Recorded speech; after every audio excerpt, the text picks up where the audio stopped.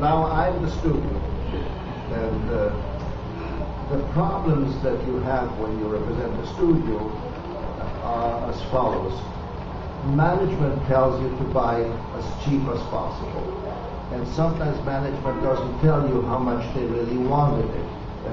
Like Paul, I also was at Warner Brothers at one time.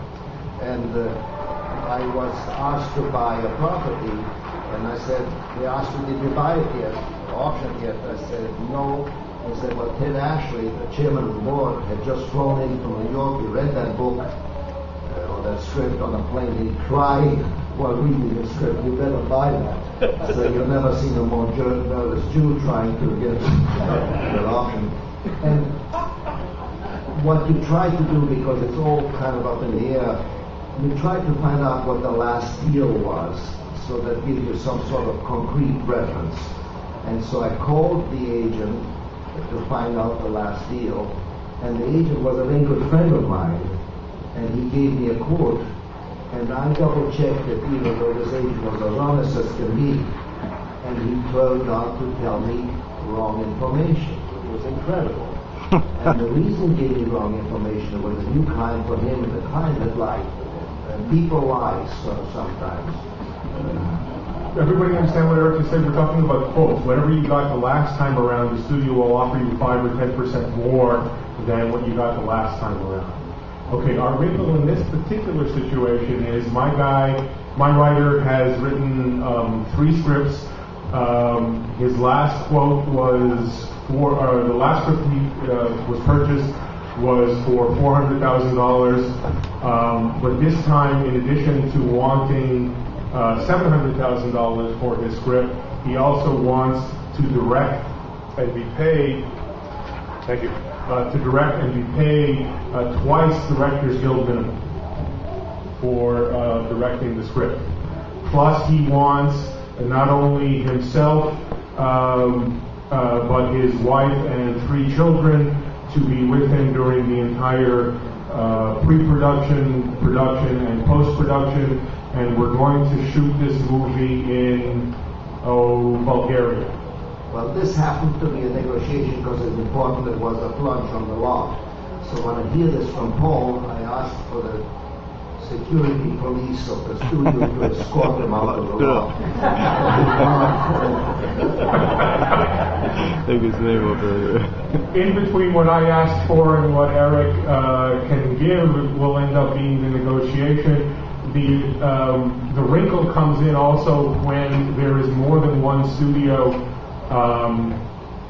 interested in the project.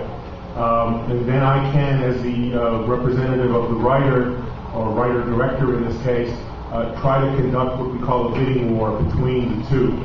I will tell Eric, and I must be truthful on this, what Eric was just saying, because he can easily verify it, especially given Eric's experience and connections in the entertainment business.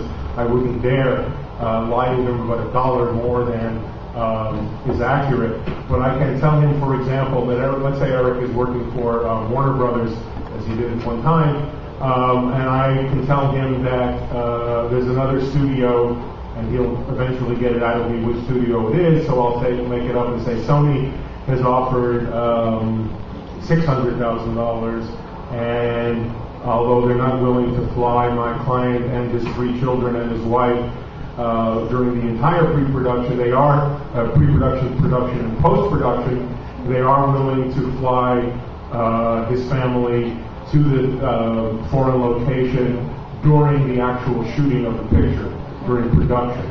And they are willing to pay 1.5 times Directors Guild minimum. And I had an experience at Warner Bros. Where we were in a bidding frenzy against MGM on a script called the Yakuza. We finally beat them and outbid them. And then we read the script. Okay, I think at this point we're going to conclude the mock negotiation, and then we're going to bring up the rest of the panel. A question? Yes, Richard. Okay, I'm a writer, and I like to have my lawyer negotiate bonus dollars based upon U.S. domestic box Absolutely. office grosses. If my movie makes 50 million, I want X dollars, 100 million, X dollars. What is that range? Because I anticipate a lot of money from my movie. It depends on the budget of the picture. But normally you could get a $50,000 bonus if it hits a certain box office, and it also depends on what you've gotten paid for the initial purchase price. Okay. But so that can range all over the place, and it could escalate and escalate. Everybody wants to see the next Titanic, so people, it's like the net profit, the so-called net profit definitions. We don't spend a lot of time negotiating this stuff because nobody believes it's ever going to hit, $400 million in domestic box office gross, but anything can happen.